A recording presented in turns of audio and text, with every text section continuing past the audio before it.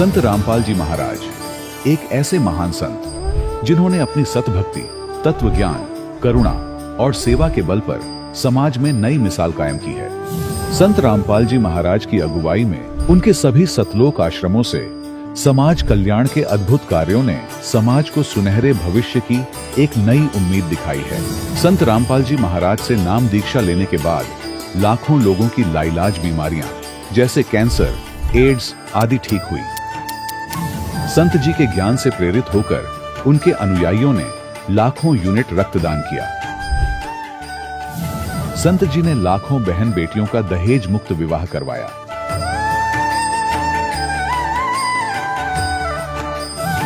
संत जी ने लाखों लोगों का नशा छुड़वाया, करोड़ों उजड़े परिवार बसे।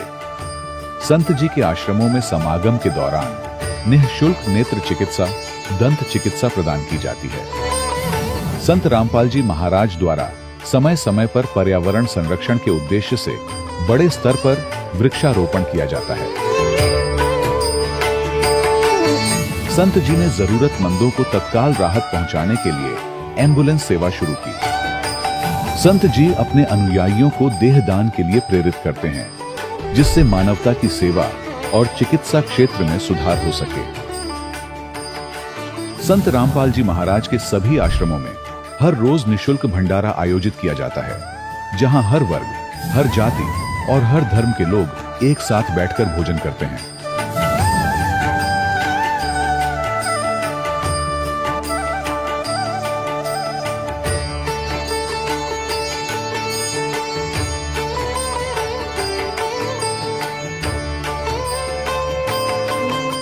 संत रामपाल जी महाराज की अन्नपूर्णा मुहिम ने गरीब और बेसहारा लोगों के जीवन में एक नई ऊर्जा और उम्मीद को जन्म दिया है।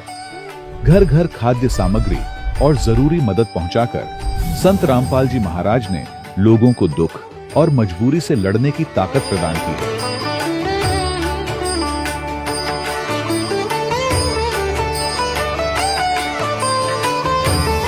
संत रामपाल जी महाराज द्वारा गरीब लोगों के लिए घर बनवाने का अद्भुत कार्य एक ऐसी मिसाल कायम कर रहा है जो सदियों सदियों संत जी की उदारता और दया भावना के तौर पर जाना जाएगा।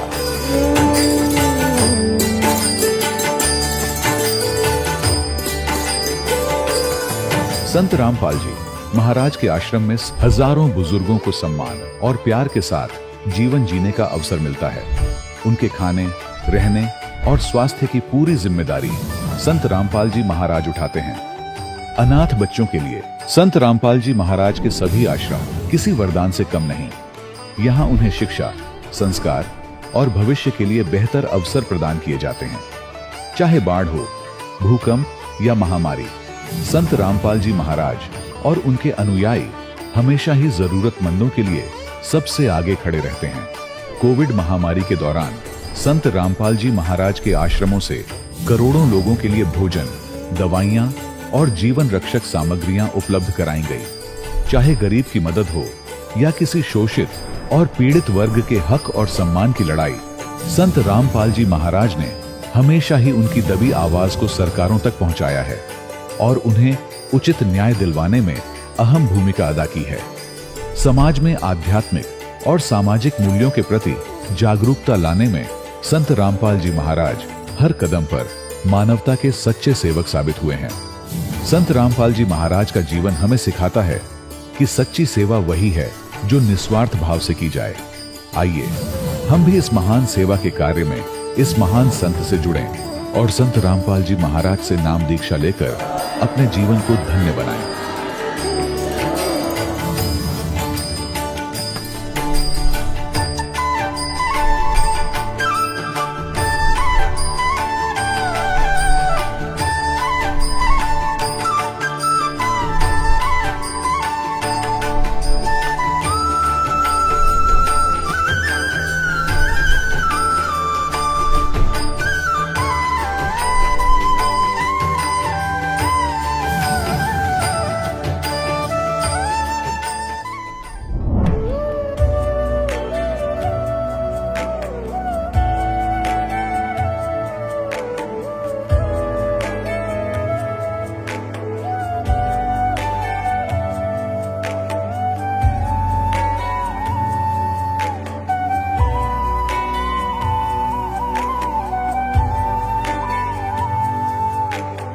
कौन ब्रह्मा का पिता है, कौन विष्णु की मां, शंकर का दादा कौन है, हमको दे बता। ये जानने के लिए कृपया सुनिए। जगत गुरु तत्वदर्शी संत रामपाल जी महाराज के अमृत वचन सर्व पवित्र धर्मों के पवित्र शास्त्रों के आधार पर। सत साहिब दर्शकों, जब हम अंधकार में रास्ता खो देते हैं तब सच्चे गुरु का ज्ञान हमें रोशनी की ओर ले जाता है। इसी से जुड़ी एक सच्ची कहानी है सुल्तानपुरी, दिल्ली के निवासी संत राम जी की, जिसे सुनकर आप भी दंग रह जाएंगे। संत राम जी पहले भगवान विष्णु, शिव जी और देवी देवताओं की पूजा किया करते थे और साथ ही इन्होंने राम रहीम जी से नाम दीक्षा भी ले रखी थी और उनकी बताई साधना 6 महीने तक लगातार करते रहे, लेकिन इससे इन्हें कोई भी लाभ प्राप्त नहीं हुआ और तंत्र विद्या के चक्कर में फंसकर अपना सब कुछ खो दिया। इस कठिन समय में संत राम जी को संत रामपाल जी महाराज द्वारा लिखित पुस्तक भक्ति सौदागर को संदेश मिली। इसके बाद इन्होंने संत रामपाल जी महाराज का सत्संग देखा और उनके ज्ञान से प्रेरित होकर नाम दीक्षा ली। नाम दीक्षा लेने के पश्चात संत राम जी की सारी परेशानियां समाप्त हो गईं। इनका काम धंधा फिर से शुरू हुआ, कर्ज से मुक्ति मिली और जीवन में शांति आ गई। दर्शकों, अब आप स्वयं सुनिए संत राम जी के भक्तिमय सफर की कहानी, उनकी अपनी जुबानी। नमस्कार सर। नमस्कार सर, क्या नाम है आपका? संतराम सिरसवार, सर कहाँ से आए हैं आप? सुल्तानपुरी, दिल्ली से। सर, संत रामपाल जी महाराज से नाम दीक्षा आपने कब ली? अगस्त 2014 में। सर, संत रामपाल जी महाराज से नाम दीक्षा लेने से पहले आप क्या भक्ति साधनाएं करते थे? पहले जो आम साधना होती हैं सब विष्णु जी और शंकर भगवान की करते थे और जो भी व्रत वगैरह, शिवरात्रि वगैरह ये सब करते थे और माता रानी के व्रत रहा करते थे हम नवरात्रों में। और धन धन सतगुरु वालों से, राम रहीम जी से नाम उपदेश लिया हुआ था हमने और वो साधना हमने 6 महीने तक की थी बस। उसके बाद हमें वहाँ कुछ मन की संतुष्टि नहीं हुई और ना हमें कोई लाभ मिला और इसलिए वो साधना हमने छोड़ दी थी। सर, फिर आप संत रामपाल जी महाराज की शरण में कैसे आए?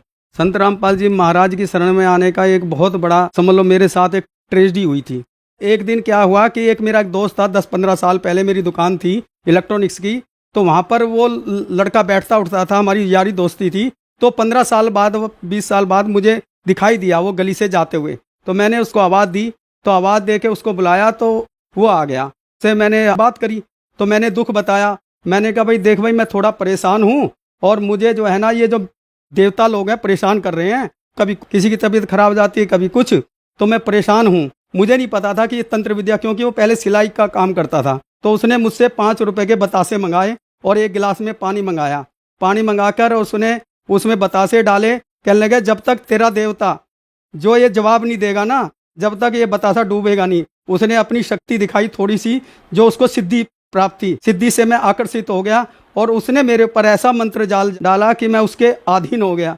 और अधीन होने के बाद जैसा वो कहता गया और मैं करता गया, और उसने कहा कि तुम्हारे घर में बहुत सारा धन गड़ा हुआ है और वो धन निकालने के लिए कुछ तुम्हें पूजा करनी पड़ेगी। उसने धन तो कुछ नहीं निकाला, लेकिन मेरे से जो है ना कभी 10,000, 20,000, कभी बकरा भेंट देना, कभी कुछ देना देवी देवताओं के, तो मैं उसको पैसे है ना दे दिया करता था कि अब की बार हो जाएगा। तो इस तरह से करते करते मेरे घर वाले भी खूब मना करते थे तुम किसके चक्कर में पड़ रहे हो, लेकिन मेरी बुद्धि इतनी खराब होगी, रात को 12 बजे भी वो कह दें कि वहाँ शमशान घाट जाना है या कहीं भी जाना है तो मुझे वो बुलवा लेता था। और मेरे को इतनी परेशानी हो गई कि मेरा दिमाग पूरा घूमने लग गया, मेरा काम धंधा भी चौपट हो गए सारे, और मेरे कम से कम 7.5 लाख रुपए के आसपास मेरा लॉस हो गया। उसने सारे पैसे ठग लिए मुझसे, मेरे ऊपर कर्जा हो गया और मैंने कभी किसी से 2 पैसे आज तक नहीं लिए थे, लेकिन उसकी तंत्र विद्या के कारण मुझे कर्जा भी लेना पड़ा, अपना सोना तक गिरवी रखना पड़ा। और उसके साथ मैं इतना परेशान हुआ। और फिर जाके क्या हुआ कि मुझे 2012 में संत रामपाल जी महाराज की एक पुस्तक मिली थी, भक्ति सौदागर को संदेश। पुस्तक मैंने पढ़ी, मैंने कहा ये तो देवी देवताओं को ऐसा बता रहे हैं, नास्तिक बना देंगे। तो मैंने वो 2-3 पेज पढ़ के ही वो पुस्तक रख दी थी। मेरे को जो है ना, जब ये परेशानी आई 2013 के अंदर, काम धंधा मेरा छूट गया था और काम धंधा छूटने के कारण और मेरे पास पैसे के लिए मोहताज हो गया था, तो पैसा भी नहीं और ऊपर से टेंशनें इतनी, किसी का लेना देना हो गया और घर में परेशानी हो गई खर्चे के लिए भी, तो मेरा को सारा दिन टेंशन बनी रहती। जो जब परेशानी में होता है तो भगवान की तरफ चलता है। तो टीवी चैनल पे कई सारे संतों के सत्संग आया करते थे, तो सत्संग में देखा करता था, किसी की भागवत आ रही है, किसी का कुछ। तो मुझे संत रामपाल जी महाराज की जो पुस्तक जो मिली थी उससे थोड़ी प्रेरणा मिली कि क्यों ना इनका भी सत्संग देखा जाए। एक दिन पे मैंने संत रामपाल जी महाराज जी का सत्संग देखा और मैंने कंटिन्यूअस देखा और उनके इंटरव्यू सुने। इंटरव्यू सुन के मुझे प्रेरणा हुई। संत रामपाल जी महाराज के आश्रम में फ़ोन करा और फ़ोन करने के बाद मैंने पूछा, जी मुझे आश्रम आ रहा है, नाम दान लेना कैसे आना पड़ेगा। तो संत रामपाल जी महाराज के अनुयायियों ने, भक्तों ने वहाँ से फ़ोन करा, तो संत रामपाल जी महाराज के आश्रम में मैं पहुँच गया। संत रामपाल जी महाराज से नाम उपदेश लिया। सर आपके बताए अनुसार आप बहुत ज़्यादा दुखी थे, तो क्या संत रामपाल जी महाराज से नाम दीक्षा लेने के बाद आपकी परेशानियां दूर हुई और क्या कोई लाभ भी मिले आपको संत रामपाल जी महाराज से नाम दीक्षा लेने के बाद? हाँ जी, मुझे जो है संत रामपाल जी महाराज से नाम लेने के बाद जब गुरुजी के पास जब उनके दर्शनार्थ गए तो गुरुजी से प्रार्थना मनी मन करी, हे मालिक तुम ही बचा सकते हो इस तांत्रिक से, और जो ये मेरा घर वगैरह सब कुछ है ना बिकवा देगा और कहीं का नहीं छोड़ेगा। तो मालिक ने आशीर्वाद दिया और आशीर्वाद लेकर और मैं घर पे आ गया। और घर पे आके जैसे गुरुजी ने, संत रामपाल जी महाराज ने भक्ति बताई थी उस भक्ति अनुसार करने लगा और उस तांत्रिक को मैंने कह दिया कि आज के बाद तेरे को मैं 1 रुपया तक नहीं दूंगा। मुझे संत रामपाल जी महाराज परमात्मा मिल चुके हैं क्योंकि यही मेरे सृजनहार हैं। और जैसे ही नाम लेने के बाद मैंने भक्ति चालू करी, धीरे धीरे मेरी वो समस्या ठीक हो गई। 6 महीने के अंदर ही संत रामपाल जी महाराज की दया से मेरे पास नई इको गाड़ी भी आ गई और मेरा काम धंधा भी चालू हो गया, जो कि मेरा काम धंधा कई साल से बंद पड़ा था। और जो 7.5 लाख रुपए कर्जा मेरे पास हुआ था वो सब कर्जा परमात्मा ने वो सब चुकवा दिया और काम धंधा जो भी था वो चल पड़ा। सर संत रामपाल जी महाराज से नाम दीक्षा लेने के बाद आपको बहुत सारे लाभ मिले, तो जो दर्शक आज आपको देख रहे हैं और वो भी किसी न किसी बीमारी से ग्रस्त हैं, जैसे आपने बताया कि पहले आपने संत रामपाल जी महाराज से नाम दीक्षा नहीं ले रखी थी, आपने संत रामपाल जी महाराज के शिष्यों का इंटरव्यू सुना, आज आप खुद इंटरव्यू के लिए खड़े हुए हैं, तो आप जो दर्शक आपको देख रहे हैं हम उनके लिए क्या संदेश देना चाहेंगे? क्या उनके भी रोग ठीक हो सकते हैं संत रामपाल जी महाराज से नाम दीक्षा लेने के बाद? क्योंकि संत रामपाल जी महाराज एक संत नहीं है, एक परमात्मा का ही रूप है।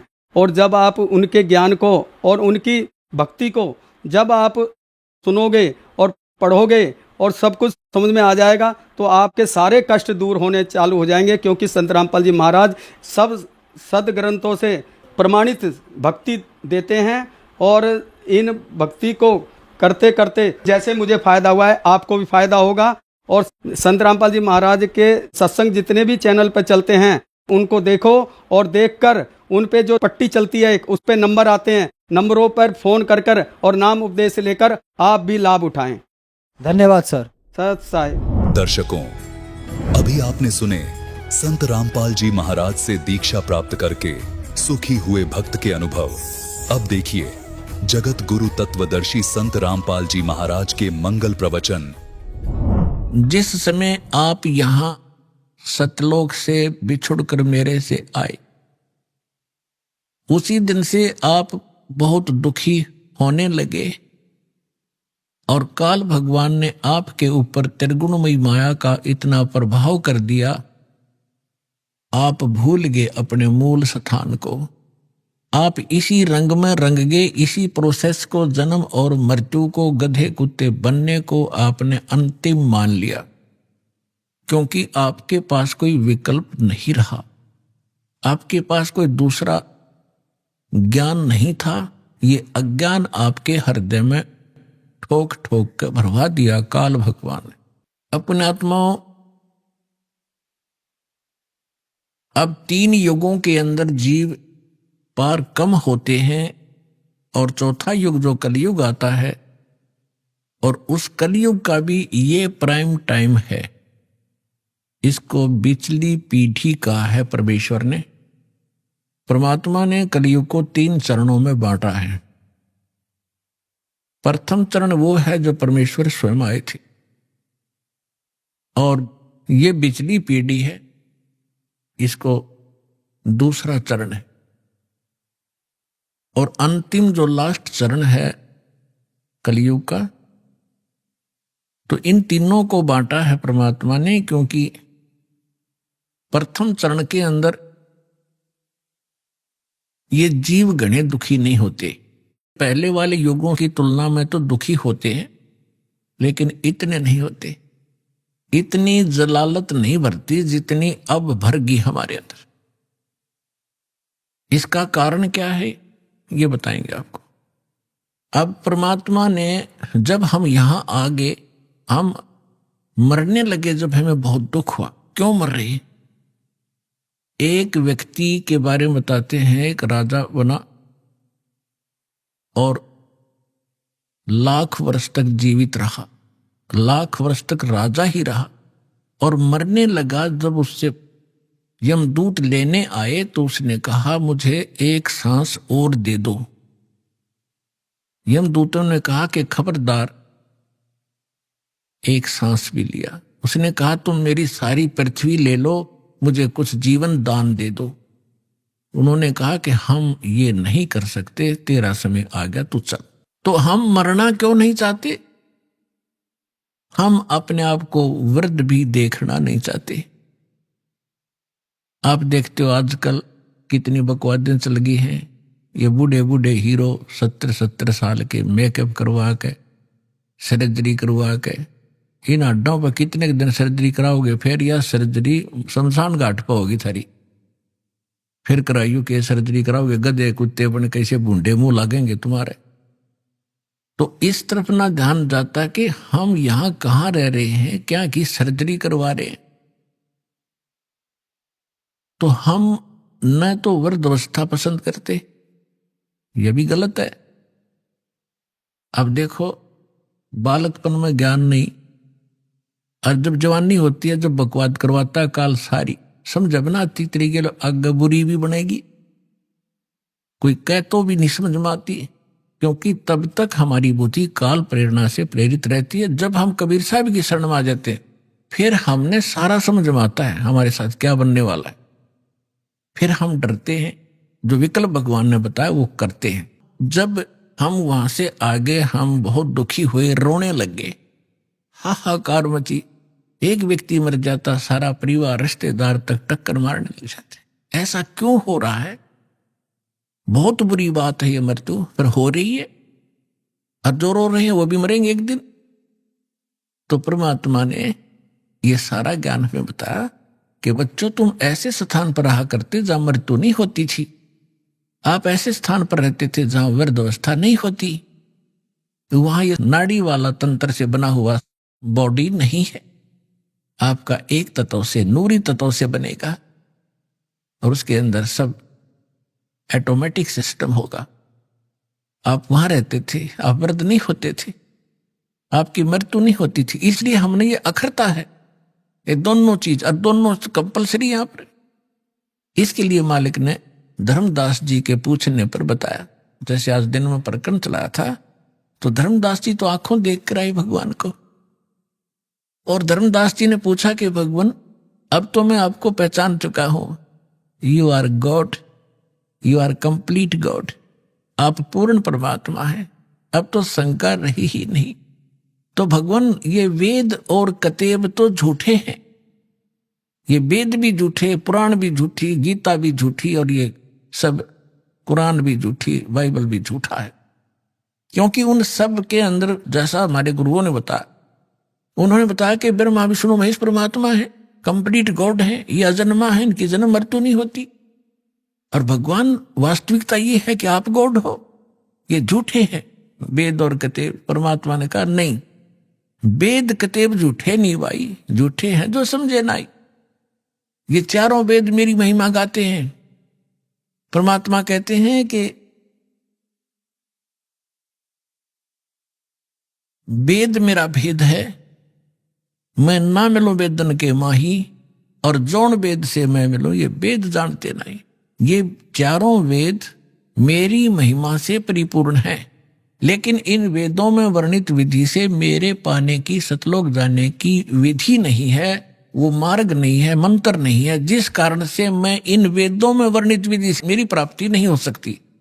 लेकिन ये वेद कतेब और पुराण भाई झूठे नहीं, झूठे ये हैं तुम्हारे गुरु जो इनको समझ नहीं सके, नकली। तब धर्मदास जी ने पूछा, प्रभु हम इतने नीच, ऐसे सुख में सथल को, सुख सागर को छोड़कर हम अमृत सरोवर को छोड़कर हम एक तालाब में आगे कीचड़ वाले में दाता, और ये भी सीजनल, कभी भी समाप्त हो सकता है इसका जल, यानी 21 ब्रह्मांड नाश में आएंगे। हे दाता, फिर आपने हम पर कैसे दया करी, आपने कैसे दया करी हम नीच प्राणियों पर दाता, आप कैसे आए, किस लिए, क्या कारण हुआ आपने यहां हमें फिर भी आने का। परमात्मा ने कहा, भाई आप मेरी आत्मा हो, चींटी से लेकर हाथी तक। आज जितने भी काल ने आपको बांट दिया, हिंदू मुस्लिम सिख ईसाई ना जाने कितने धर्म बना दिए और नाना प्रकार की पंथ बना दिए, एक दूसरे के दुश्मन बना दिए, जीव को जीव खा रहा, पशुओं की तरह मनुष्य पशुओं को खा रहे, तो ये सभी मेरी आत्माएं हैं। अपने का दुख अपने को होता है। जिसको तुम भगवान मान बैठे, ये भगवान नहीं है, ये स्वयं काल है, खुद कहता मैं काल। और आपको दिखता है कितनी सुविधाएं दे रखी हैं, अच्छी बढ़िया काजू किस्मत सेब संतरे खाने को है, कनक है, चावल बासमती है, शुगर बना ली, सारा बढ़िया काम कर रखा है, बढ़िया हवा चलती है। तो ऐसे लगता है जैसे बड़ा दयालु है परमात्मा, जिसने हमारी इतनी केयर टेक की हुई है। और जब ये मारता, जब कहाँ जाती है इसकी दयालुता। परमेश्वर ने कहा, तुम कसाई के लोक में रह रहे हो, ये कसाई है। परमात्मा ने इसको काल कसाई कहा है। काल कसाई हसत है, सर्व लोक को खाए, और अंकुश निर्गुण नाम का सतगुरु दर पकड़ा जाए। जैसे कसाई बकरे पालता है, उसको सब सुविधाएं देता है, उसके लिए शेड भी बनाता है छाया के लिए, गर्मी सर्दी से बचाने के लिए बाड़ा लगाता है, कोई हिंसक पशु ना खा जाए, उसमें तालाब भी बनाता है, चरागाह भी बनाता है, पाली भी छोड़ देता है उनको संभालने के लिए नौकर। और वो भोले प्राणी, भोले बकरे और बकरियां समझते हैं ये हमारा मालिक कितना दयालु, हमारी कितनी देखभाल रखता है। और जब वो आता है उनके समूह में, तो वो उससे प्यार करते हैं, ऊपर को पैर उठाकर सीने से लगाना चाहते हैं, पर वो भोले पशु कि ये हमारा नेक मालिक है। और वो ऐसे हाथ लगाता है, उसको चाटते हैं जीव, वैसे अपने मालिक समझ के। वो देख रहा होता है ये कितने किलो का हो गया, इसमें मांस कितना है, और वो समझते हैं ये प्यार कर रहा है। तो परमात्मा कहते हैं, काल और उसके जितने अवतार, ब्रह्मा विष्णु और इनके अवतारा, इन्हीं को तुम पूज पूज कर अंधे हो रहे हो। तीन देव की जो करते भक्ति, उनकी कबू ना होए मुक्ति। गुण तीनों की भक्ति में ये भूल पड़ो संसार, कहे कबीर निज नाम बिना कैसे उतरो पार। तो परमात्मा ने बताया कि तुम जिसको अपना मानते, तुम्हारा दुश्मन है, ये तुम्हें खा रहा है, इसको श्राप लगा हुआ 1 लाख मानव शरीरधारी प्राणियों के नित आहार करने का, और 1.25 लाख नित उत्पन्न करने का। अपने आत्मा देखो, आप विद्यार्थी हो, ये दास स्पिरिचुअल टीचर है। अभी तक आपने कितने अज्ञान को ग्रहण कर रखा था, अब आपके समझ में आवेगी। और उसमें आपको नो ऑब्जेक्शन था, चाहे किसी ने कुछ भी बता दिया आपने स्वीकार किया, क्योंकि आप उनको टीचर मान कर गए थे। और विद्यार्थी को जो टीचर बताता है तो उसके लिए तो फाइनल होता है। तो इसी प्रकार अब जब यहां आप आओगे, आपके वो पुराना रंग, पुराना ज्ञान धर्मदास जी के तरह कुछ दिन आड़े जरूर अड़ेगा, लेकिन इस ज्ञान के अंदर इतनी ताकत है, इतनी सत्यता है इसके अंदर कि हृदय में समा कर रहेगा। और जितना भी आपके अंदर वो अटपट था सब निकल जाएगा, पर ज्ञान धैर्य से सुनते रहना पड़ेगा। तो इसलिए दास जो ज्ञान देता है, इसको सुनना, इस पे विशेष मंथन करने की आवश्यकता नहीं है, क्योंकि मंथन वहां किया जाता जहां हम स्वयं समाधान खोजने की चेष्टा करते। यह सारी शंकाएं सत्संग से आपकी समाप्त हो जाएंगी। और ये समझकर सुनते रहना, अपनी अटपट ना करना, नहीं तो मार खा जाओगे धर्मदास की तरह। ध्यान से सुनते रहना, आपकी बुद्धि तक वो ना पहुंचते हैं कि ये ऐसे कैसे हो गया, छोड़ देना उसको। दास के एक एक वचन को ऐसे समझ लेना जैसे परमात्मा का ज्ञान है, परमात्मा की दी हुई वाणी है, उसी का ज्ञान है। तो भगवान का दिया हुआ ज्ञान झूठा नहीं हो सकता। यदि दास अपनी तरफ से बनाकर कहता तो उसमें त्रुटि 100 मिल जाती। इसमें त्रुटि नहीं होंगी, लेकिन आपकी बुद्धि वहां तक ना पहुंच सकेगी। वो आपका अभी अनुभव की त्रुटि रहेगी, और अनुभव में आपको सत्संग का अभाव रहा होगा। ज्यादा सुनने के बाद ये समाप्त हो जाएंगे। इसका यही विकल्प है। तो इसको श्राप लगा हुआ 1 लाख जीव मानव शरीरधारी प्राणियों के खाने का। अब यहां शंका उत्पन्न होगी कि भगवान ने इसको ये श्राप क्यों दे दिया, ताकि हमें खा रहा है। ये ना श्राप लगाता तो ये हमें ना खाता। नहीं, अगर परमात्मा इसका या मरोड़ी नहीं लगाता तो ये आपको मनुष्य जीवन भी नहीं देता, और मनुष्य जीवन बिना आपको सद्बुद्धि नहीं आ सकती। भगवान कौन है, कहां है, और उसको वापस प्राप्त नहीं कर सकते मनुष्य जीवन के बगैर। ये तो आपको तो दुखी करना ही करना था। जैसे एक मानव शरीर को छोड़कर जितने भी प्राणी हैं, क्या हालत है उनकी। जंगल में देखो, शेर किसी के पीछे भाग रहा है, चीता किसी के पीछे भाग रहा है, कोई किसी को खा रहा है, सांप मेंढक को खा रहा है, मेंढक को मनुष्य खा रहे, सर्प को काट काट कर खा रहे, मर्गों को मनुष्य खा रहे हैं, भैंस गायों को खा रहे। तो कोई बात है ये? तो उसमें क्या हालत होती है आपकी। तो अब परमात्मा ने ये कंपलसरी कर रखा है कि एक मनुष्य जीवन अवश्य देना पड़ेगा। इसने 84 लाख योनियों के भोगने के बाद भी। और दूसरे तरीके से जैसे पुण्यों का संग्रह होगा, उससे अधिक भी मनुष्य जीवन कंटिन्यूसली भी मिल जाते हैं। तो दास जो कहने जा रहा है, जो आज का विषय है, एक विशेष रहेगा आपके लिए, और परमात्मा पाने के लिए आपके लिए एक विशेष प्रेरणा बनेगी, और सत्यता भी एक अत्यधिक सामने आएगी। वैसे तो आ ही रही है। तो जब हम यहां आ गए, हमारा बुरा हाल हुआ, कोई गधा बना, कोई कुत्ता, कोई सुअर, और फिर तपस्या के ऊपर जो हमें जलाया जाता है, वहां कैसे जलाया जाता है। अंदर एक सूक्ष्म शरीर है, स्थूल शरीर ये ऊपर है। इसके माध्यम से हम जो भी आहार करते हैं, आप देखो महापुरुषों ने कितना ज्ञान दिया है कि शराब मत पियो, मांस मत खाओ, सुल्फा भांग भूकी मत खाओ, बुराई मत करो। तो हमने सबसे पहले बकवाद बनाई, हुक्का बनाया, बीड़ी बनाई, शराब काट ली, और सारे ये शुरू कर दिए सिगरेट ला कर दो मारे सट्टे। ये क्या बकवाद है? ये पीने और खाने की वस्तु है। लेकिन इसने अपना आहार तैयार करवाना आपके माध्यम से। जितनी भी अश्लील पिक्चरें आप देखते हो, अश्लील कर्म करते हो, गंदी सोच रखते हो, वैसा ही मन के अंदर एक विशेष डिपॉजिट होता है उसका। और फिर ये जैसा भी चटपटा आहार आप खाते हो, उसका भी एक न्यारा अंदर अंश जमा होता है। उसको फिर तपस्या ऊपर, एक तपस्या बहुत बड़ी पत्थर की टुकड़ी है, तवे की तरह, और उसके ऊपर 1 लाख प्राणी डेली मनुष्य शरीर छोड़कर जो जाते हैं, वो सूक्ष्म शरीर वाले, उनके अंदर वो समावेश होता है सारे अंश का। और वहां इतनी गर्म है वो, उसका फारेनहाइट भी नहीं बता सकते कितना। उस पर पटक दिए जाते हैं, जैसे हील चटक चटक होया करती हैं चावलों से बनाते समय, ऐसे प्राणी चटक मटक होते हो। मरते नहीं, ऐसी दुर्गति हो जाती है। तब उसके अंदर से वो गंध निकलता है, और फिर उनको वहां से फेंक देता है ऑटोमेटिकली सब जीवों को।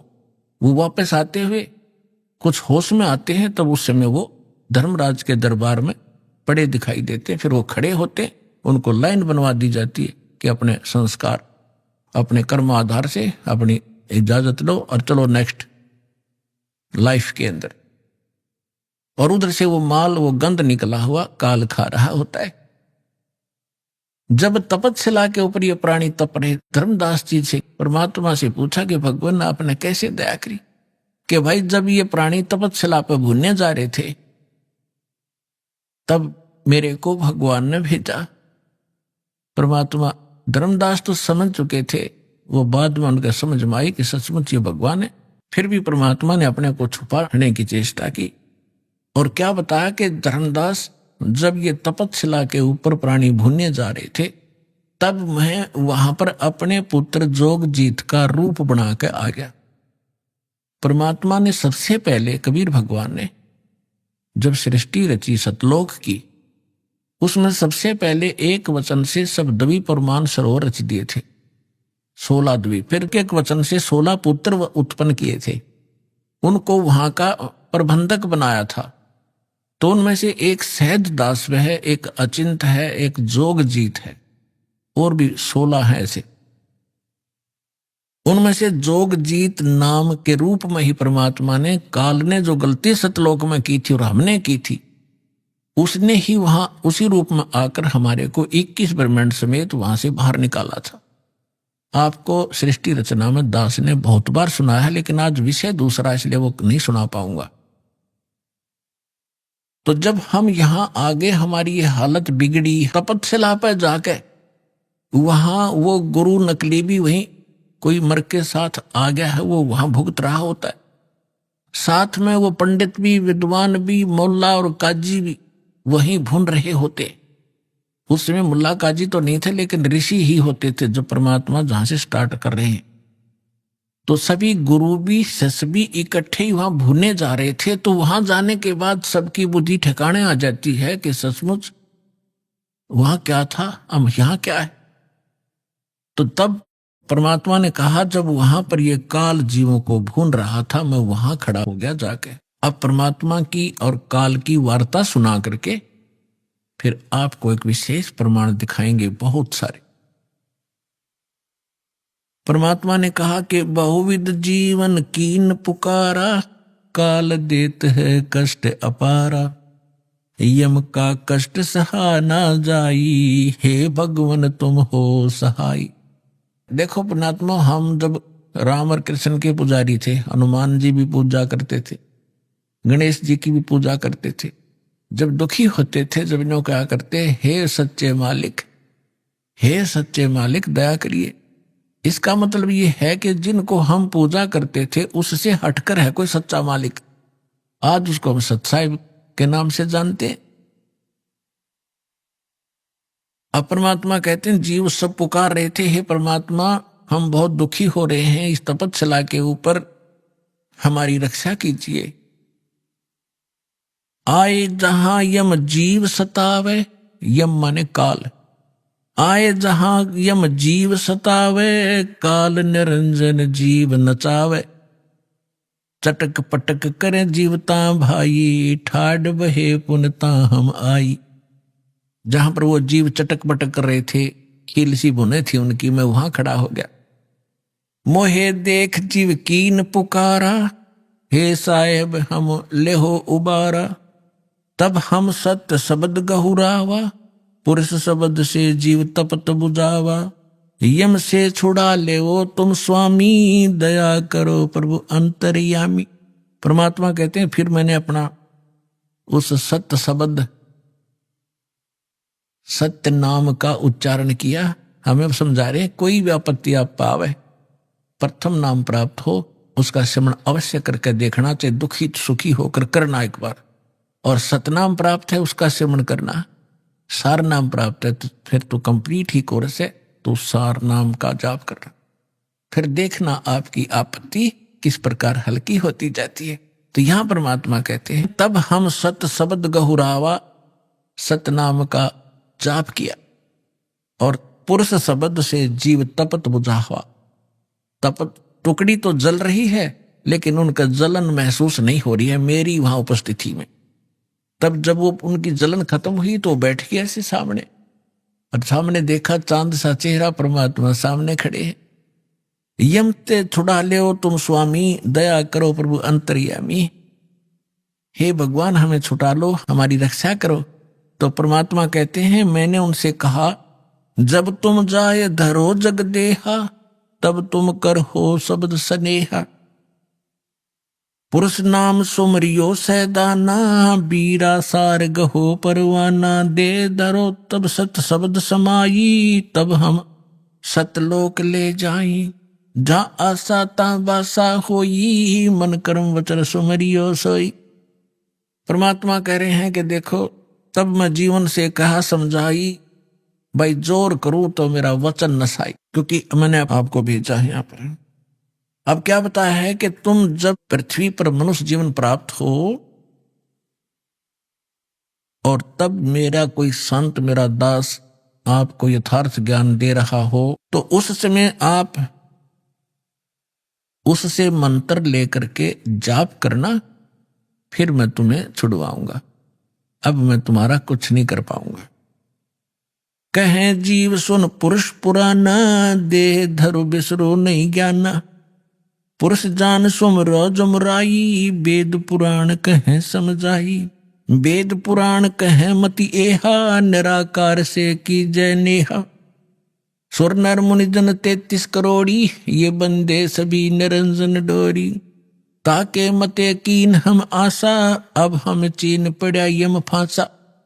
अब वहां जितने भी जीव तपस्या पर भुन रहे थे, परमात्मा ने सृष्टि रचना सुनाई, तुम कैसे फंसे हो। अब जीव सभी कह रहे हैं, हे सनातन परमात्मा, मनुष्य शरीर पाकर हम आपको नहीं भूलेंगे, आपका ज्ञान याद रखेंगे। और यहां तो ऐसी बिजली गिर दे है, कुछ याद ही नहीं रहने देता। अब क्या बता रहे हैं कि पुरुष जान सुमरा जमराई, हमने परमात्मा समझ कर काल भगवान की पूजा कर ली। और वेद पुराण कहे समझाई कि आज तक जितने भी विद्वान पुरुष हमारे मिले हमें को, वो कह रहे हैं कि वेदों और पुराणों में बताया है ये निरंजन ही परमात्मा है, ब्रह्म ही सर्वशक्तिमान है। वेद पुराण कहे मति एहा, निराकार से करियो नेहा, कि ये सब निराकार बताते हैं उस भगवान को, कि वेदों में निराकार लिखा है। परमात्मा बोले ये वेद कतेब झूठे ना भाई, झूठे हैं जो समझे ना। तो वहां पर सभी प्राणी कहते हैं कि सुर नर मुनि जन 33 करोड़ी, ये भी परमात्मा सब काल के ही बंधे हुए हैं, इन्हीं की पूजा करते हैं। और ताके मते कीन हम आशा, उन्हीं के विचारों के आधार से हमने भी इसी आस पर ये साधनाएं की। अब हमो चीन पड़ा यम फांसा, अब हमने काल के इस जाल का पता लगा आपके ज्ञान से। परमात्मा कहते सुनो जीव छल यम यह केरा, ये यम फंदा कीन गनेरा। अब परमात्मा कहते हैं धर्मदास जो पूछो मोही, युग युग कथा कहूं मैं तो ही। जब ही पुरुष आज्ञा के ना, जीवन काज पृथ्वी पग दीना। कर परिणाम तब पृथ्वी पग धारा, पहुंचे जहां धर्म दरबारा। प्रथम चले जीव के काजा, पुरुष प्रताप शीश पर छाजा। आवत मिले धर्म अन्यायी, दिन पुन हमसे राड बढ़ाई। मोको देख धर्म डिग आवा, महाक्रोध बोलो अतुरावा। अब परमात्मा क्या बताना चाह रहे हैं कि मैं जब वहां आया तपस्या के ऊपर, और उधर से काल के आहार का समय हो गया, उसने टाइम फिक्स कर रखा कि इतने समय में वो सभी यहां पर अपना भुन के जल भुनकर चले जाएंगे और मेरा मटेरियल शेष रह जाएगा। उसने उस आइडिया से आया वो काल, लेकिन जीव वहीं रखे परमात्मा ने उनका भ्रम निवारण करने के लिए कि जिसको तुम निराकार कहते हो वो देखो वो आ रहा, तुमसे निकले हुए इस गंध को खाने के लिए। ये है वो तुम्हारा ब्रह्म, वो आ रहा। देखो ओछा माथा, काला शरीर, विकराल, लंबे लंबे बाल सारी शरीर के ऊपर ऐसे, कहने लगे वो आ रहा देखो। तब सभी घबरा गए, जैसे शेर को देखकर बकरे कांपने लग जाते। परमात्मा ने कहा चिंता मत करो, मैं खड़ा हूं यहां पर, और अब तुम जाओ, अब मेरी इसकी बात बनेगी कुछ। तो वो परमात्मा ने वहां से अपनी शक्ति से उड़ा दी, वो फिर अचेत कर दिए। काल ने तुम्हारे साथ ऐसे जुल्म कर ही रखा, इसका तो एक विधान बना हुआ है। उधर से जब काल भगवान ने देखा कि ये जोग जीत कैसे खड़ा है यहां पर, तो उसको ये मालूम था कि वैसे तो आ नहीं सकते, कोई आदेश परम पिता का होगा। जोग जीत को अपना बड़ा भाई समझकर और दूसरा अपना दुश्मन मानकर कि इसने मुझे वहां से निकाला था, आज इसको पहले तो इससे पूछूंगा कि किस उद्देश्य को लेकर आए हो, परमात्मा का कोई आदेश लाया है क्या, उसके बाद फिर इसको खूब पीटूंगा, इसने मेरी बेइज्जती की, वहां से निकाला। तो जो ही वो काल निकट आया, काल ने पूछा कि जोगजी तू यहां क्यों आया, कोई परमात्मा का आदेश है तो मुझे बता, कोई हुक्म लेकर आया है तो पहले वो बता, और फिर जोगजी तेने छोड़ूंगा नहीं मैं। आज तो मेरा फंस गया, तूने मेरी बेइज्जती की, वहां से मुझे निकाला मैंने, और गलती खुद करी, वहां ऐसी बकवाद करी, भगवान ने तब निकाला। तो दुष्ट व्यक्ति के ये स्वभाव होता है, अपनी गलती नहीं मानता हो। तो तब जोगजीत रूप में भगवान कबीर साहब ने कहा कि सुन ले ज्योति निरंजन, आदेश परमपिता का, तूने सभी प्राणियों को महादुखी कर रखा है, कोई कुत्ता, कोई गधा, कोई सूअर बनाकर, और मनुष्य जीवन में कोई सुखी नहीं। क्या ये इसलिए तेरे साथ आए थे? तेरे साथ आ गए, न गलती कर दी तो ऐसा प्रतिशोध लिया करते। तो उसने कहा कि तू अपना मतलब बता, तेरा क्या उद्देश्य है? तो परमात्मा ने कहा कि मेरा उद्देश्य है, मैं नीचे जाऊंगा ब्रह्मांडों में। 21वें ब्रह्मांड की बात है, सबसे ऊपर तपस्या आपने ब्रह्मांडों के चित्रों में देखी होगी जो दास ने बनाई। कहा कि नीचे के लोकों में जाऊंगा, तेरा भांडा फोड़ करूंगा, तेरा सारा पोल खोल लूंगा कि भगवान नहीं है, ये काल है, इसको ये श्राप लगा हुआ है, तुम गंदे लोक में रह रहे हो, तुम यहाँ के वासी नहीं हो। और सबको यथार्थ ज्ञान देकर परमात्मा ने ऐसा मंत्र दिया मेरे को, जो प्राणी उस मंत्र को ले लेगा काल तो निकट नहीं जा सकता उसके। ऐसा मंत्र मेरे पास है, वो जाके दूंगा। तो उसने सोचा कि तो मेरा नाश करेगा, नीचे जाकर भेद बतावेगा तो उजड़ जाएगा सब कुछ मेरा। तो इसने परमात्मा ने कहा कि इस बात को सुनकर इतना भयंकर हो गया, मुझे मारने के लिए झपट्या। धर्मदास जी को परमात्मा कहते हैं कितना भयंकर अटैक काल का आपके ऊपर हो, जो मंत्र मेरा दास आपको दे या मैं कभी आऊं जब दूं, तो उस मंत्र का जाप करके देखना एक बार, पहाड़ जैसे दुख को ऐसे फोड़ दिया जैसे बारूद फोड़ देती है।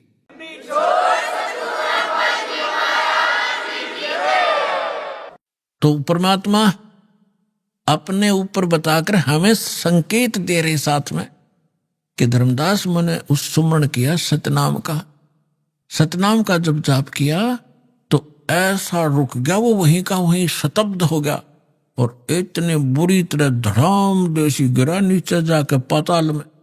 उस मेरे सुमरण के बल से ऐसा उसका तीर सा लगा और नीचे मैं गया, साथ के साथ पाताल से उसको उठा कर लाया कि चल ऊपर बात करेंगे। फिर मैं वापस लेकर वहीं गया। तब वो ऐसा पड़ा पड़ा तड़फ रहा था जैसे पक्षी के पंख कट जाते हैं, उसकी कोई पार नहीं बसाती, ना उड़ सकता ना कहीं भाग सकता, ऐसे तड़फ रहा था। तब इसने घिसड़ के मेरे पैर पकड़ लिए नीचे आके, इस काल भगवान ने, ब्रह्म ने, और पैर पकड़ कर रोने लगा, कहने लगा तू मेरा बड़ा भाई, मैं आपका छोटा भाई। क्योंकि जोगजीत बड़े भाई के रूप में परमात्मा विद्यमान थे। तब वो ऐसा पड़ा पड़ा तड़फ रहा था जैसे पक्षी के पंख कट जाते हैं।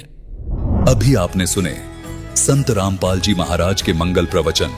आइए अब सुनते हैं संत रामपाल जी महाराज से नाम दीक्षा लेकर सतभक्ति करके अद्भुत लाभ प्राप्त करने वाले अनुयायी के विचार।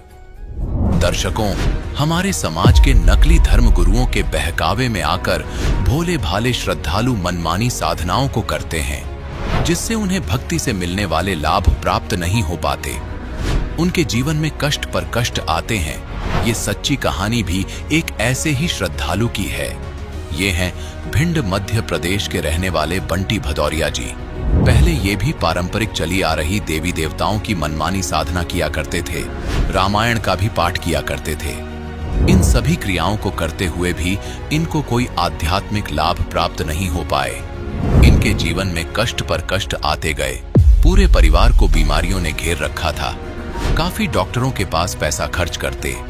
घर में कमाई का कोई और साधन नहीं था। आर्थिक स्थिति काफी कमजोर थी। बचपन से पोलियो से भी पीड़ित थे। तभी इनकी मुलाकात इनके पुराने मित्र से हुई, जिसने इन्हें संत रामपाल जी महाराज के ज्ञान के बारे में बताया और एक पुस्तक गहरी नजर गीता में दी, जिसे पढ़ने के बाद इन्हें पूर्ण परमात्मा के बारे में जानकारी प्राप्त हुई। जिसके बाद 14 नवंबर 2005 को बंटी जी ने संत रामपाल जी महाराज से नाम दीक्षा ली, जिसके बाद इनके जीवन में कई अद्भुत चमत्कार हुए हैं। इनके परिवार की आर्थिक स्थिति बेहतर हुई। इनकी माताजी की बीमारी भी ठीक हुई और कार एक्सीडेंट में इन्हें जीवन दान मिला। दर्शकों, अब आप स्वयं सुनिए बंटी जी के जीवन में हुए चमत्कारों भरी उनकी यह आत्मकथा। नमस्कार सर। नमस्कार सर। क्या नाम है सर आपका? बंटी भदौरिया। कहाँ से आए हैं सर? हम भिंड मध्य प्रदेश। सर, संत रामपाल जी महाराज से आपने नाम दीक्षा कब ली? संत रामपाल जी महाराज से नाम दीक्षा हमने 14 नवंबर 2005 में ली। सर, संत रामपाल जी महाराज से नाम दीक्षा लेने से पहले क्या आप कोई भक्ति साधना करते थे? संत रामपाल जी महाराज से नाम दीक्षा लेने से पहले भगत जी हम ये जो तीनों देवी देवता और हनुमान जी, ये सारी साधनाएं जो पूर्वज हमारे करते आ रहे थे और यही साधनाएं हमारे यहाँ प्रचलित थी, और रामायण को पढ़ना, तो यही साधना सारी हम करते थे। तो सर, जो देवी देवताओं तथा आपके पूर्वजों द्वारा बताई गई साधनाएं आप करते थे, तो उन सब साधनाओं से आपको क्या क्या लाभ हुए? उन सब साधनाओं से हमें लाभ तो कोई नहीं हुआ, और जिन लोगों ने या जिन महात्माओं ने जो साधनाएं बताई थी वो उनको जब हम देखते थे कि वो नशीले पदार्थों का सेवन करते हैं, जैसे वो तंबाकू खाते और गुटखा भी खाते, तो मुझे ये लगता था कि ये मुक्ति का मार्ग और भक्ति का मार्ग बताने वाले ये धर्म साधु जो हैं और ये संत हैं, जब ये ही नशा कर रहे हैं तो ये मार्ग क्या देंगे। मेरे मन में ये विचार आता था, लेकिन फिर भी हम जगह जगह मंदिरों में जाते थे, वहाँ बैठते थे, उनका सत्संग भी सुनते थे, और कई बार हम देखते थे कि मंदिर में जो महंत जी बैठे हैं, जब वहाँ ज़्यादा लोग नहीं होते थे तो वो कहते थे बेटा हमारे लिए आप पुड़िया ला दो या तम्बाकू ला दो, तो हम उनके लिए उस मंदिर से 2-2, 3-3 किलोमीटर पैदल चल के वहाँ से नशीले वस्तु लाते थे, क्योंकि हम ये सोचते थे कि किसी के लिए मना करना पाप होगा, इसलिए हम उसकी कहा मानते थे और हम उसको सेवा समझ के करते थे, और उससे हमें लाभ कोई नहीं हुआ और हमें नुकसान ही होते रहे। नुकसान ये होते रहे कि हमें परमात्मा का सत्ज्ञान नहीं मिला, और हम उन क्रियाओं को करते थे कि इससे हमारे घर में सुख शांति आएगी और हमें कोई परेशानी नहीं आएगी, लेकिन हमारे घर में कोई सुख शांति नहीं होती थी, और ज़्यादातर जो कष्ट हैं वो ज्यों के त्यों बने रहते थे। जैसे घर में क्या था कि पिताजी हमारे किसान हैं, और जैसे भैंसों का मर जाना कई बार, या घर में बीमारी का बना रहना, या कोई न कोई बीमारी बनी रहती थी, तो उसके लिए हम डॉक्टरों के पास पैसा खर्च करते थे, और जो पैसा था तो पिताजी किसान होने के कारण वो साल में एक बार अनाज को बेचते थे, फिर बीच बीच में कर्जा भी लेना पड़ता था, जिससे क्या है कि हम बहुत तंग थे और परेशान थे। और उस समय हमारी शिक्षा चल रही थी, और बचपन में हम जब 2 साल के थे तो उस समय में विकलांग हो गया था, मुझे पोलियो निकला हुआ था, तो उसमें भी हमारे घर वालों ने काफ़ी सारा खर्च किया और वो इलाज कराते रहे, जहाँ भी उनको जो भी मिलता था वो इलाज कराते थे और दवा भी दिलवाते रहे। तो इससे भी हमारे माताजी और पिताजी काफ़ी चिंतित रहते थे, और उन्हें पढ़ाते समय भी ये चिंता रहती थी कि हमारे बच्चे की नौकरी लगेगी कि नहीं लगेगी, या इसका भविष्य खराब होगा, इसको कैसे आगे इसका जीवन पालन पोषण होगा। तो ये काफ़ी सारे दुख हमारे घर में बने हुए थे। तो सर, जैसा कि आपने बताया कि आप पहले जो भक्ति करते थे उससे आपको कोई लाभ नहीं हुआ, लेकिन आपकी परेशानियां बढ़ती चली गईं, तो फिर संत रामपाल जी महाराज की शरण में आप कैसे आए? सर, संत रामपाल जी महाराज की शरण में हमें 2005 में अप्रैल के माह में हमारे एक भाई हैं श्यामदास जी, जो अहमदाबाद रहते हैं, उन्हों को 2 पुस्तकें मिली थी संत रामपाल जी महाराज की, गहरी नज़र गीता और प्रभु की परिभाषा। तो जब वो गांव आए तो उन्होंने हमें बताया कि भाई जो साधना हम यहाँ कर रहे हैं उस साधना से न तो हमारा मोक्ष होगा और ना ही परमात्मा की प्राप्ति होगी। तो मैंने उनसे कहा, मैंने कहा भगत जी ये बात आप कैसे कह रहे हो, आप अभी तक तो आप हमें बताते थे कि यही भगवान है, ब्रह्मा विष्णु महेश और गणेश जी हनुमान जी ये ही प्रधान हैं, इनकी ही पूजा करनी चाहिए। तो मैंने कहा आज आपको ऐसा क्या मिल गया जिससे आप बता रहे हो कि ये भगवान नहीं है, भगवान तो कोई और है। तो उन्होंने कहा कि हाँ मुझे वो ज्ञान मिल गया परमात्मा का, और वो परमात्मा मिल चुके हैं, और जिससे हमें पता चला कि ये जो हम भक्ति साधना कर रहे थे वो भक्ति साधना हमारी सार्थक नहीं थी। तो फिर मैंने उनसे कहा भगत जी इसका कोई प्रमाण है? तो उन्होंने कहा हाँ ये प्रमाणित ज्ञान है, पूरा शास्त्रों के आधार पे, वेद गीता कुरान बाइबल और सभी पुराणों सदग्रंथों के आधार पे प्रमाणित ज्ञान है। तो मैंने जब वो 2 पुस्तकें संत रामपाल जी महाराज की पढ़ी तो उनमें गहरी नज़र गीता में मैंने पढ़ा कि परमात्मा ने बताया ओम तत्सत इति निर्देश ब्रह्मणे त्रिविधि समर्थ है, कि वो भगवान की पूजा 3 प्रकार से की जाती है और उसका 3 बार में मंत्र दीक्षा होती है और 3 प्रकार की ही उसकी विधि है। वो पढ़ी। फिर उसके बाद मैंने वेदों में मिला के देखा तो वेदों में कबीर साहब को कबीर परमात्मा लिखा गया है। कबीर अंगारियसी बम्बारियसी बिछड़बे तवा सोमस्य तनुरसी, तो वो परमात्मा सह शरीर है। तो जब मैंने ये मिलान किया तो मुझे निश्चय हुआ कि ये सही है। और फिर मैंने उन्होंने एक सवाल पूछा जो अक्सर लोग करते हैं। मैंने कहा भगत जी, लोग यहाँ कहते हैं कि किया हुआ कर्म भोगना पड़ेगा, किया हुआ कर्म नहीं कर सकता। तो उन्होंने ये कहा कि भगत जी, किया हुआ कर्म अगर हमें भोगना पड़ेगा तो हम भक्ति क्यों करेंगे। तो मैंने उनसे कहा ये बात ठीक है। तो मैंने कहा क्या कर्म कट जाएगा। तो उन्होंने बताया कि बोले कि सत भक्ति में परमात्मा आपके पूरे कर्मों को काट देता है। माले कहते हैं कि यो चिनजगारी अग्नि की परी पुराने घास, जैसे पुराने घास में कोई माचिस की तीली लगा दे तो वो सारा समाप्त हो जाता है। ऐसे ही परमात्मा से नाम उपदेश लेने के बाद आपके पुराने कर्म समाप्त हो जाते हैं और आपका सतमार्ग और भक्ति मार्ग आगे चलने लगता है, जिससे आपके जीवन में सुख शांति और समृद्धि होती है और आगे चल के आपको मोक्ष मिलता है। क्योंकि परमात्मा की भक्ति करने से हमारी वो भजन की पूंजी है, जो कमाई है, वो एकत्रित होती है। तो फिर कुछ समय बाद मेरे के अंदर प्रेरणा हुई कि परमात्मा से नाम हो जाता तो ये जीवन सफल हो जाता। तो मैं काफ़ी रोया। फिर मालिक से मैंने प्रार्थना की, परमात्मा और तो कोई ले जाने वाला है नहीं, आप ही ले जा सकते हो। परमात्मा के पास पहुँचे, वहाँ हमने नाम दीक्षा ली। नाम दीक्षा लेने के बाद जैसे ही घर आए तो घर आके हम परमात्मा की पूजा करने लगे। सर, संत रामपाल जी महाराज से आपने नाम दीक्षा ली तो उसके बाद क्या आपको कोई लाभ भी प्राप्त हुए? संत रामपाल जी महाराज से नाम दीक्षा लेने के बाद सर हमें बहुत सारे लाभ प्राप्त हुए। अगर हम बताने लगे तो 3 दिन निकल जाएंगे, तब भी पूरे नहीं हो सकते। संत रामपाल जी महाराज से नाम दीक्षा लेके जैसे ही हम घर आए तो हमारी माता जी से मुलाकात हुई। तो उन्होंने कहा कि बेटा हमारी तबीयत खराब है और आप हमें डॉक्टर के पास ले चलो। और हमारा उसी दिन आश्रम से आना हुआ था। तो मैंने उनसे कहा माता जी ऐसा करते हैं, आज रुक के अगर अपन कल चलें। तो उन्होंने कहा ठीक है, देखते हैं, कल चले जाना। तो भगत जी ने हमसे एक बात कही थी कि ये खरा परमात्मा है और ये सबका रखवाला है और इसको कभी भी आप आजमा सकते हो। तो मैंने अपनी बुद्धि से ये सोचा, चलो डॉक्टर के पास जाएंगे, पैसा भी देखना पड़ेगा घर पे है कि नहीं, नहीं तो पिताजी से बोलना पड़ेगा, किसी से कर्जा भी लेना पड़ेगा।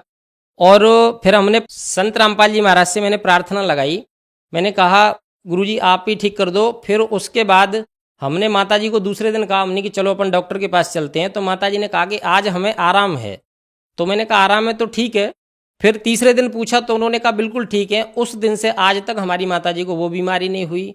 ये दास जो आपके सामने खड़ा है सर जी, तो ये परमात्मा की ही कृपा है कि आज हमें यहाँ खड़े हुए हैं। नहीं तो हमारा एक बार एक्सीडेंट हुआ था। वो एक्सीडेंट हम ग्वालियर से सीहोर के लिए जा रहे थे। तो भोपाल के नज़दीक कुरावर थाना पड़ता है, वहाँ वैगन आर गाड़ी हमारी ट्रक को बचाते हुए रोड से नीचे उतरी, डिसबैलेंस हुई तो पुलिया में 10 फीट गहरी खाई में गई। उसमें हमारे खरोंच भी नहीं थी और हमारे साथ में जो एक और व्यक्ति था वो वहाँ ख़त्म हो गया। तो परमात्मा को हमने गाड़ी से बाहर निकलने के बाद दंडवत किया। हमने कि जय हो बंदी छोड़गी, पर आपने संत रामपाल जी महाराज ने हमें बचा लिया और वो हमें वहाँ परमात्मा जीवन दिया संत रामपाल जी महाराज ने। और एक बार हमारा बस से पलटी थी, हम उस समय बोनट पे सामने बैठे थे, तो तब भी परमात्मा ने हमें बचाया, दास के खरोंच भी नहीं थी। और ऐसे कई अन्य लाभ हुए। फिर 2013 में आके हमारी बाइक से टक्कर हुई तो उस बाइक में 12,000 रुपये का काम आया। तो जब एजेंसी लेके गए तो एजेंसी, मैंने बोला मेरा एक्सीडेंट हुआ, ये बाइक है, ये समरनी है। तो वो मेरे से बोलता है, बोले कि इसको चला कौन रहा था। तो मैंने कहा इसको हम ही चला रहे थे। तो उसने कहा कि आपके तो खरोच भी नहीं है। तो मैंने कहा ये हमारे परमात्मा का चमत्कार है, संत रामपाल जी महाराज का, और इसलिए हमारे कोई खरोंच नहीं है। सर जी हमें परमात्मा ने नौकरी दी, जो सरकारी नौकरी दी, और मध्य प्रदेश के ऑडिट विभाग में हमारी जॉब है। और परमात्मा ने हमारा जो पैर विकलांग था इसमें भी मालिक ने सही कर दिया। हम आज चलने फिरने में बिल्कुल भी असमर्थ नहीं है, अच्छे से चल फिर रहे हैं।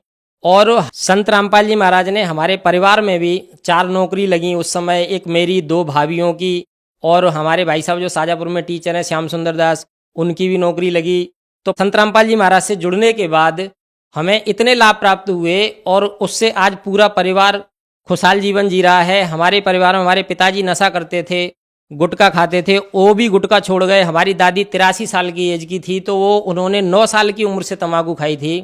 संत रामपाल जी महाराज से उन्होंने भी उपदेश लेने के बाद तंबाकू छोड़ दी और 70 साल के पीरियड में उन्होंने तंबाकू नहीं छोड़ पाए, लेकिन गुरुजी से उपदेश लेने के बाद उन्होंने तंबाकू छोड़ दी और अच्छे से भक्ति कर रही। और अब संत रामपाल जी महाराज से जुड़ने के बाद हमारे ताऊ जी भी, जो रामायण का भी ज्ञान रखते थे, लेकिन तंबाकू वो अवश्य खाते थे। हमने उनसे पूछा कि आप नशा करते हैं, आप भक्ति भी करते हैं, तो उन्होंने कहा इसमें क्या है, ये तो हमारे गुरुजी भी खाते थे। तो मैंने उनसे कहा फिर आपकी ये सतभक्ति नहीं है, सतभक्ति तो संत रामपाल जी महाराज देते हैं। तो उन्होंने भी कहा कि ठीक है फिर हम गुरुजी से नाम लेंगे। तो आज भी वो गुरुजी से दीक्षा लेने के बाद सारे नशे पत्ते उन्होंने छोड़ दिए और आज परमात्मा की दया से सारा परिवार भक्ति कर रहा है और सब सुखी जीवन जी रहे हैं। सर, आपने बताया कि आप ऑडिट डिपार्टमेंट में हैं और ऑडिट डिपार्टमेंट में आप लोगों के अकाउंट का ऑडिट करते हैं, लेकिन जनता ये कहती है कि संत रामपाल जी से आज अंधविश्वासी लोग जुड़ते हैं, तो इन बातों में क्या सच्चाई है? सर, संत रामपाल जी महाराज से जो लोग जुड़ रहे हैं वो बिल्कुल भी अंधविश्वास के तहत नहीं जुड़ रहे हैं। उन्होंने संत रामपाल जी महाराज के द्वारा बताए गए सत्य ज्ञान को समझा है, जाना है, और उस सत्य ज्ञान को समझने के बाद भी लोगों को इतने सारे लाभ हो रहे हैं कि AIDS, cancer, TB, brain tumour जैसे नामुमकिन बीमारियों का ऐसे इलाज होता है कि परमात्मा की शरण में जाने के बाद वो स्वतः ही समाप्त हो जाती हैं। और कई बार इस तरीके के मरीजों ने अब संत रामपाल जी महाराज से उपदेश लेने के बाद जब अपने चेकअप कराए हैं, सतभक्ति की है, तो फिर वो अपने आप को स्वस्थ पाते हैं। और इस चीज़ से अपना विज्ञान भी हैरान है, क्योंकि जो डॉक्टर कहते हैं कि आप ठीक नहीं हो सकते, वो डॉक्टरों को जब पता चलता है कि ये संत रामपाल जी महाराज से उपदेश लेने के बाद फिर वो दोबारा जाते हैं डॉक्टर साहब के पास कि डॉक्टर साहब देखो हम बिल्कुल ठीक हो गए, तो ये विज्ञान भी आश्चर्य में पड़ जाता है। एक बार की हम आपको घटना बताते हैं। हमारी बहन जी को बीमार हो चुकी थी, तो बीमारी में क्या है, वो हॉस्पिटल में भर्ती थी 8 दिन से, उनको कोई भी आराम नहीं मिल रहा था और हमारे पिताजी ने उनको तब तक उपदेश नहीं दिलाया था। तो एक भगत जी थे, उन्होंने कहा भगत जी ऐसे पैसा बर्बाद करने से कोई फायदा नहीं है, बहन जी को उपदेश नहीं दिलाया। तो मैंने, भगत जी अभी पिताजी ने नहीं दिलाया है, तो बोले कि उनसे पूछ लो, अगर वो उपदेश दिला देते तो उनको आराम मिल जाएगा, वो ठीक हो जाए। तो मैंने पिताजी से कहा, मैंने कहा पिताजी गुरुजी से अगर अपन अरदास लगा देते हैं और गुरुजी से नाम उपदेश दिला देंगे तो ये ठीक हो जाएंगे। तो उन्होंने कहा ठीक है। तो हमारी बहन जी को परमात्मा ने हॉस्पिटल में ही दर्शन दिए और मालिक ने कहा बेटा आप ठीक हो जाओगे, आश्रम में आके उपदेश ले लो। तो वो बहन जी उसी रात स्वस्थ हो गई। मेरे पास रात 2 बजे फ़ोन आया पिताजी का कि गुरुजी ने दर्शन दिए। तो मैंने कहा संत रामपाल जी महाराज तो पूर्ण परमात्मा है, वो तो कुछ भी कर सकते हैं। मैंने कहा जरूर दिए हैं दर्शन। और उसके बाद फिर पिताजी से मैंने कहा, डिस्चार्ज कराने के बाद सुबह डॉक्टर आया तो उसने देखा, वो बड़े आश्चर्यचकित थे। हमारे यहाँ ग्वालियर में डॉक्टर हैं पीसी जैन और बहुत वृद्ध डॉक्टर हैं, 85 साल की उम्र के। तो उन्होंने ये कहा कि ये मेरे साथ पहला वाकया है कि ये बच्ची रात के चलने के लिए भी मोहताज थी, जो आज सुबह बिल्कुल स्वस्थ है, उसके शरीर में भी 19-20 की कमी नहीं थी। तो फिर पिताजी से मैंने कहा कि इसको डिस्चार्ज करा के जो दवा दी है वो ले लेते, तो उन्होंने मना कर दिया। बोले कि अब तो परमात्मा ने ठीक किया है, परमात्मा की शरण में ही जाएंगे। और फिर पिताजी ने, बहन जी ने, दोनों ने उपदेश ले लिया। और इसी चीज़ को देखते हुए आज मैं ये बिल्कुल भी नहीं मानता कि संत रामपाल जी महाराज से जो लोग जुड़ते हैं वो अंधश्रद्धा के तहत जुड़ते हैं। संत रामपाल जी महाराज से लोग ज्ञान आधार पर, और जब लाभ होते हैं लोगों को, तब परमात्मा से स्वयं ही मालिक की शरण में वो चले जाते हैं। संत रामपाल जी से जुड़ने के बाद आपको बहुत लाभ प्राप्त हुए तथा आज भी आपका उनमें अटूट विश्वास है। तो जो समाज आज आपको देख रहा है उनको आप क्या संदेश देना चाहते हैं? सर जी, दास समाज को संदेश क्या अनुरोध कर सकता है, संत रामपाल जी महाराज से जुड़ने के लिए ये सारा भगत समाज जो संत रामपाल जी महाराज के आध्यात्मिक चैनलों पे सत्संग आते हैं, उन पे पीली पट्टी भी आती है, उस पर नंबर आते हैं, तो उन पे वो अपने नज़दीकी नामदान सेंटर जहाँ से दीक्षा प्राप्त होती है उनसे संपर्क कर सकते हैं। और मैं अनुरोध करूंगा पूरे समाज से कि संत रामपाल जी महाराज से जुड़ें, क्योंकि वो पूर्ण परमात्मा आए हुए हैं। और अगर किसी को सुख शांति चाहिए और पूर्ण मोक्ष चाहिए तो वो केवल संत रामपाल जी महाराज दे सकते हैं। पूरे विश्व में कोई गुरु नहीं है, सत्य ज्ञान भी संत रामपाल जी महाराज ही दे सकते हैं और उनके अलावा कोई नहीं दे सकता। इसलिए सर्व समाज से अनुरोध है कि शीघ्र से शीघ्र विलंब ना करें, संत रामपाल जी महाराज की शरण में आएं और नाम दीक्षा लें और अपना कल्याण कराएं। धन्यवाद सर। सत साहिब।